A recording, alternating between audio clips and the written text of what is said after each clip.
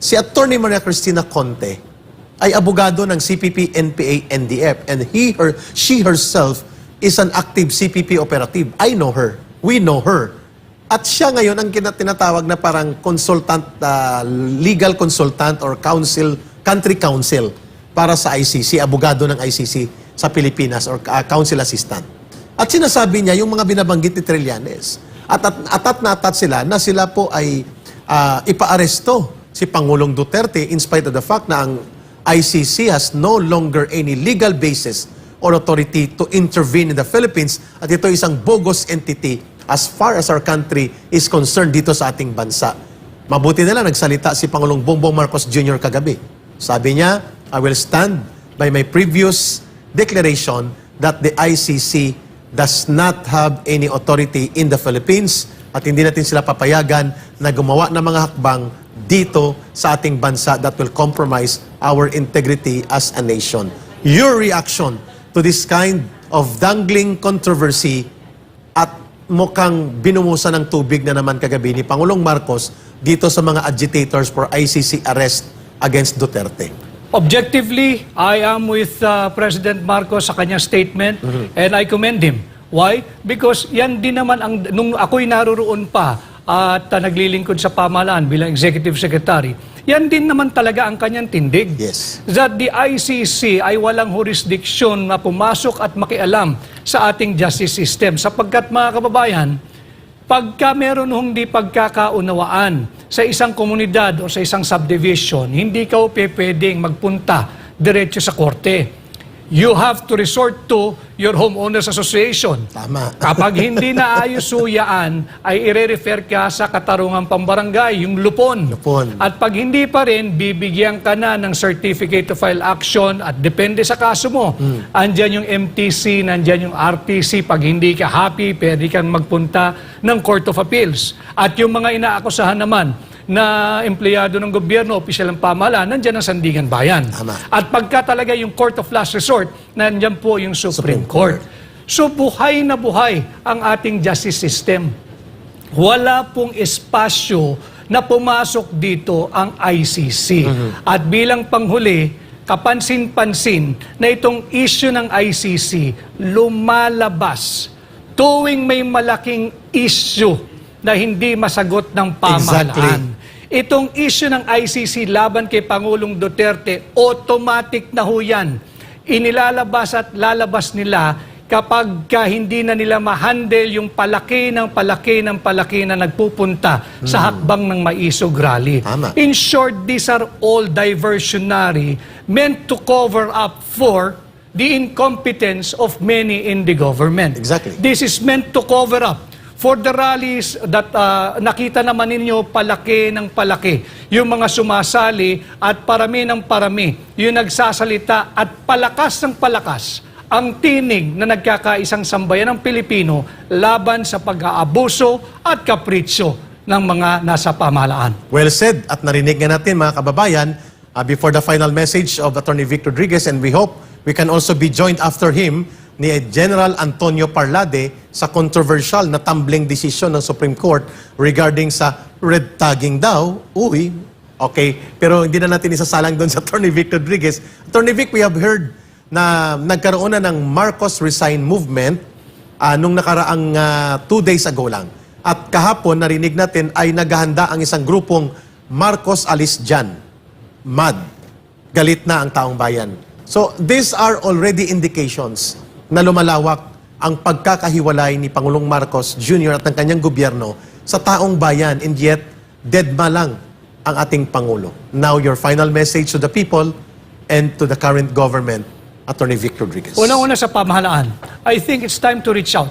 At bawas-bawasan po natin yung arrogance o yabang nung mga nanunungkulan sa pamahalaan sapagkat alam po ninyo kayo ay steward lamang ng pamahalaan, pero ang totoong soberanya ay ang sambayan ng Pilipino. Tama. Makipag-usap, makapagdialogo, harapin po ninyo yung mga issues at reklamo ng sambayan ng Pilipino, and maybe we can work together and move forward, and wala namang Pilipino ang hindi nagnanais maging matagumpay ang kanyang gobyerno.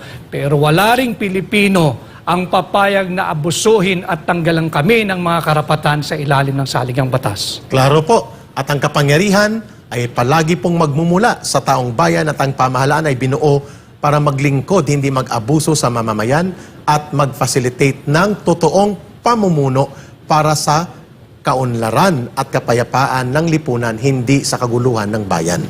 Maraming salamat, Attorney Vic Rodriguez, at kami po ay nagagalak sa Pilipinas Nating Mahal for having you today on a Friday episode. Thank you for sending out the message. The situation may sometimes seem so desperate, but definitely it is far from being hopeless. Now you have Attorney Vic Rodriguez sa Pilipinas Nating Mahal. Thank you, Eric. Maraming salamat po at magkita-kita po tayo muli sa mga darating pang araw at panahon. Ayun, mga kababayan, nakasama po natin si Atty. Vic Rodriguez sa ating talakayan at inihihanda natin, kumalinyahan natin si Lieutenant General Retired Antonio Parladi. Pero samantala, tunghayan muna natin ang ganitong ulat upang magsimula sa panibagong talakayan natin sa bahagi po ng Pilipinas Nating Mahal. Ako sasabihin ko na, hindi siya marunong mag-imbestiga. Sayang ang sweldo ng taong bayan sa kanya. Ito ang mga katagang binitawan ni former PDEA agent na si Jonathan Morales sa eksklusibong panayam ng SMNI News matapos ang ginawang pagtatanong sa kanya ni Senator Jingo Estrada sa ginawang public hearing ng Senate Committee on Public Order and Dangerous Drugs nitong nakarang araw.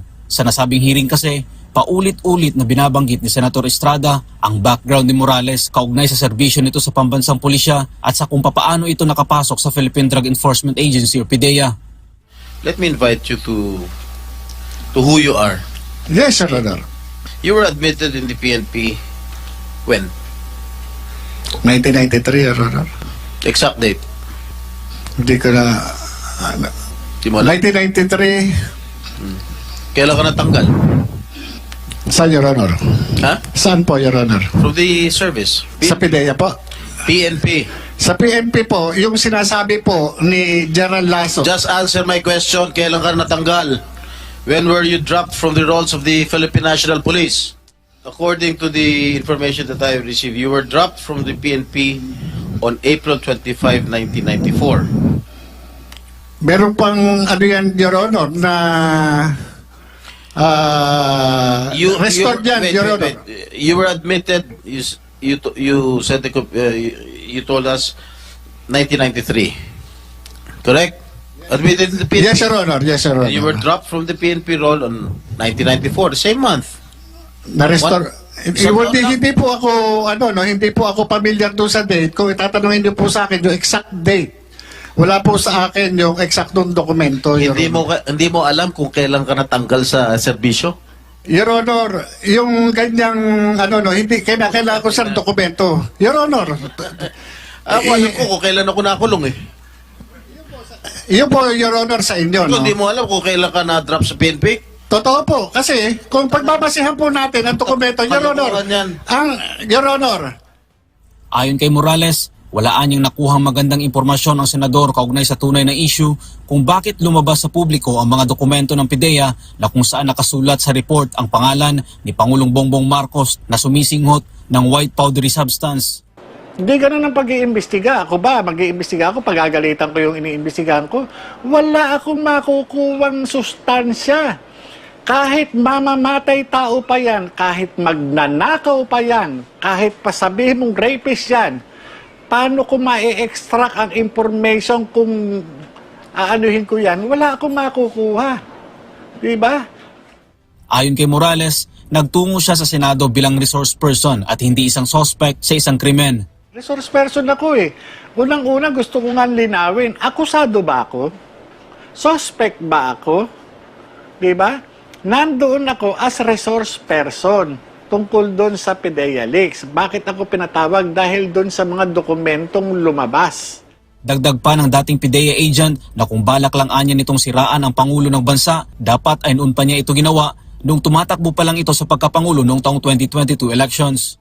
Kung ako gusto ko lamang ay manira o ano pa man, di sana 2016 nagsalita na ako kung kanino o doon sa mga kalaban niya.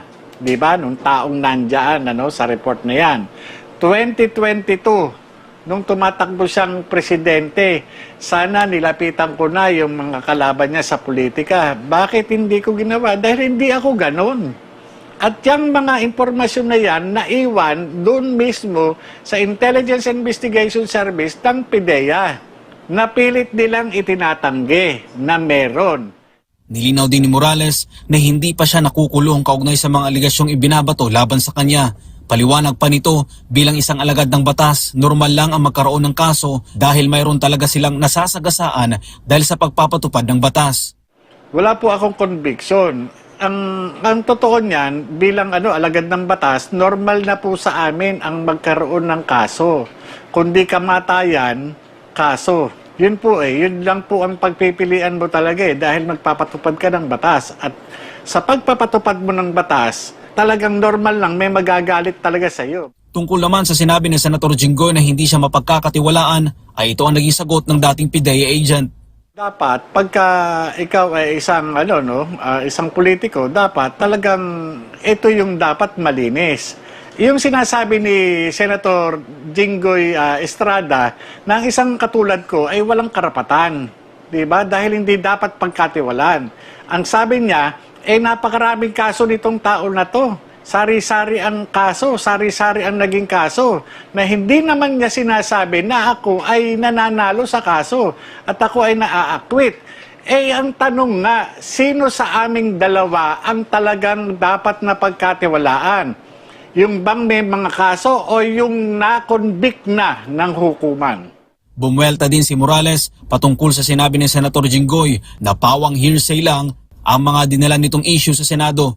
Ayon kay Morales, magkaiba ang utos sa hearsay lang. Anya, kaya hindi natuloy ang operasyon sa paghuli kay Bongbong Marcos noon, yun ay dahil sinunod niya lang ang utos ng nakakataas sa kanya at yun ay instruction at hindi hearsay.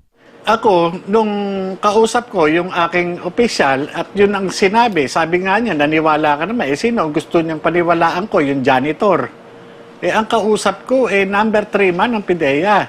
Assistant Secretary, Deputy Director General for Operation. Hindi ko paniniwalaan. So hindi yung hearsay? Hindi po hearsay. Totoo po yung kausap ko po mismo, yung aking Deputy Director General for Operation. At yung sinasabi na yun ay sinusunod namin. Kasi pinagkatiwalaan po ng presidente yan Inappoint ang presidente.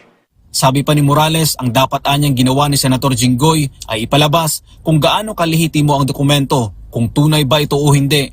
Dahil ang naturang dokumento anya ay pilit na itinatanggi ng mismong PIDEA dahil ang kasalukuyang namumuno sa nasabing ahensya ay itinalaga mismo ng Pangulo na siya ring subject sa investigasyon. Ang ebidensya dapat lang i-authenticate kung sino yung sumulat o yung pumirma.